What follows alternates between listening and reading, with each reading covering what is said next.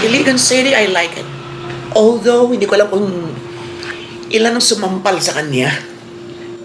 Aramina? Is this the best of win-win?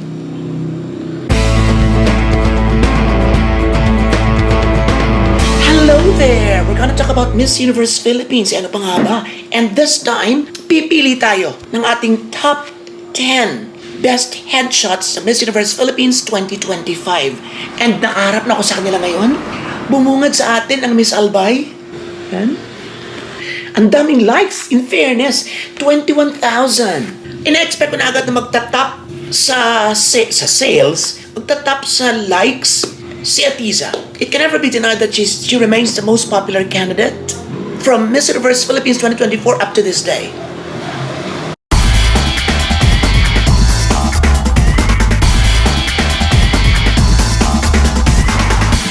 Hanggang ngayon na sumalo siya sa pangalawang pagkakataon. Tingnan din natin, malay niya mapahiya ako.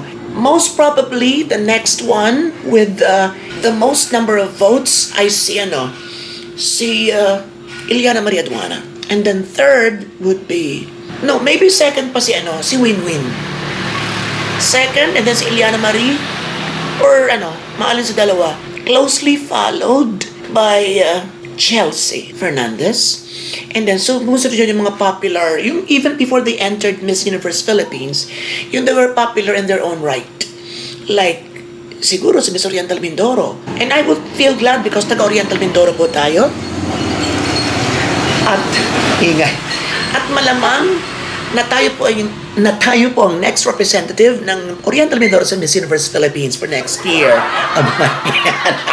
Ang top. Now, let's go to Albay.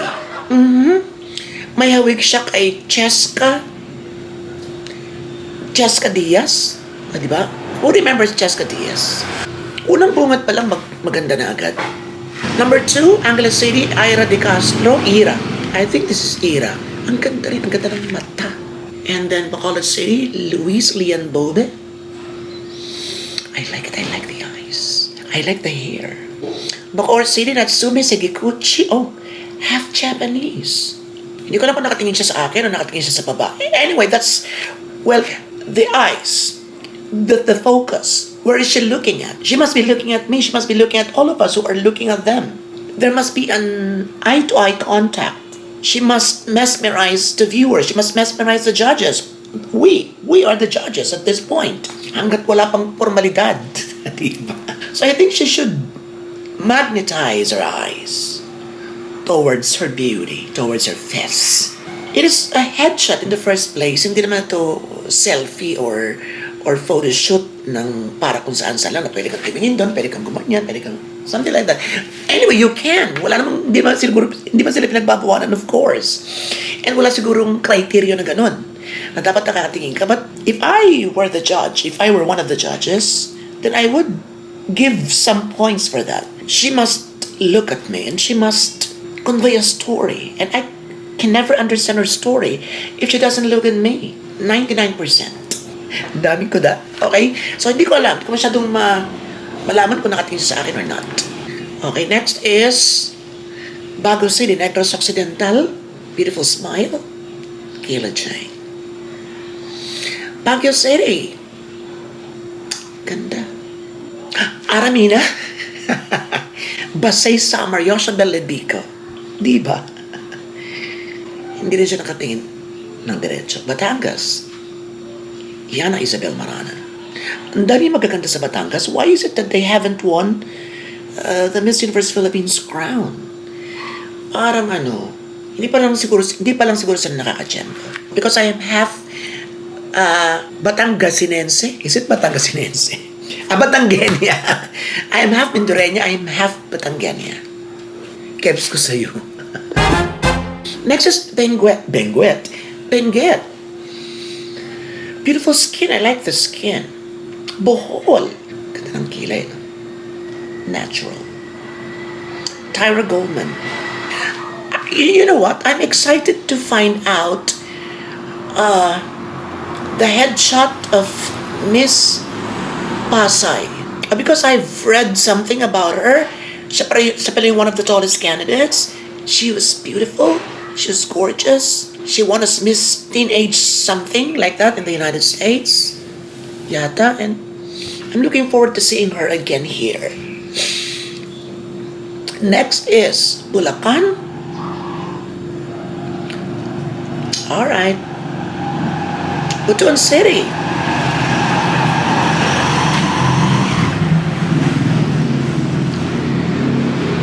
Cabanatuan City. Actually, walang, yung sasabihin mo, walang hindi maganda, walang ganun pa so far. Of course, in person, ang gaganda nito lahat.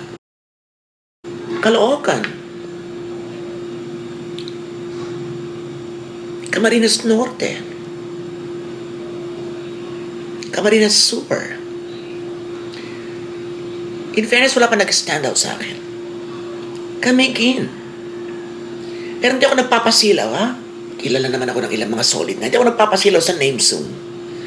Kung hindi maganda yung ano mo, kahit ay ko yung early favorites or frontrunners or favorite ko, ay hindi ka papasok. Cebu City.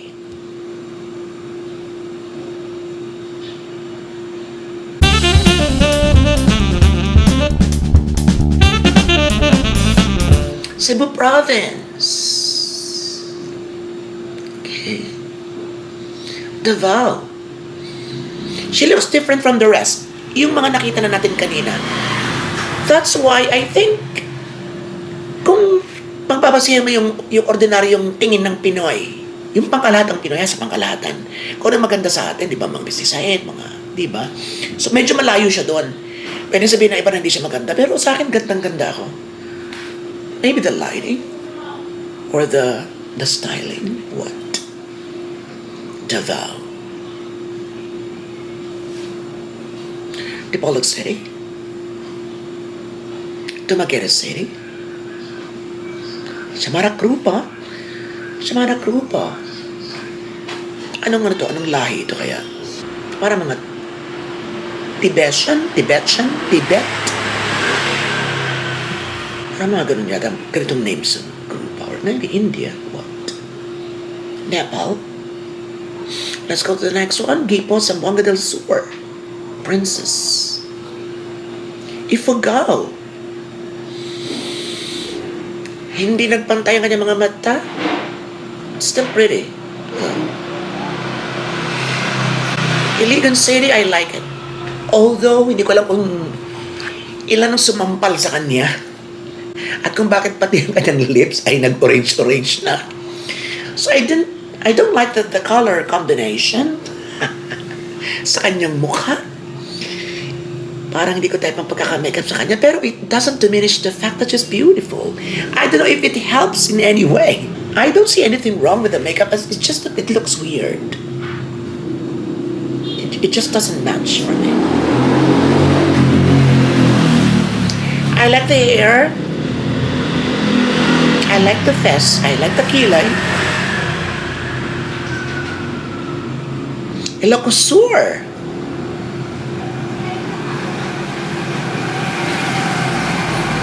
Iloilo Province.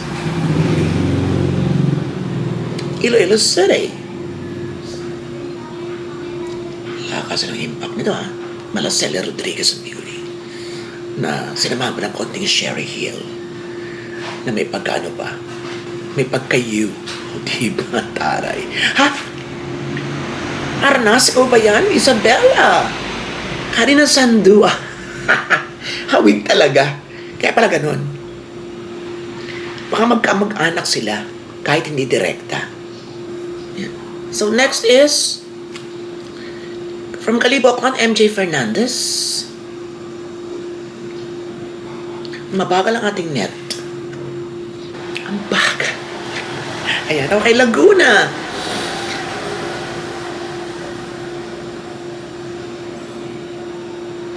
Mas maganda siya sa ibang ano. Sa ibang photos, mas maganda siya sa video, mas maganda siya sa kanyang local pageant, kumpara here. But it can never be denied that this is still maganda pa rin, syempre. Lapu-Lapu City, Natasha Testa. Las Piñas, Rayan. Leyte. Victoria. Liliw Laguna, Pauline. May kamukha siyang character actress. Hindi ko maisip ang pangalan. Los Baños, Laguna, MJ. Randall.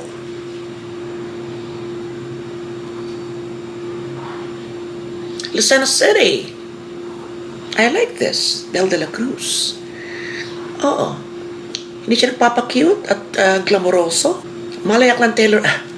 I thought it's Atiza already. Hindi pa pala. So, sa biglang tingin, may hawig sila. She's beautiful. And I like this. I like this. Diba? So, pinilipi talagang ulo para lang tumingin sa atin. At makuha ang ating simpatya. O, diba? Taylor. Manila. Jasmine. Muntinlupa. Teresita Sen. Well, may ibang shot siya na mas maganda kumpara here. Pero syempre, once again, I'm not sure. I don't think the organizers chose this. So maybe it's the candidates. Is this the best of win-win?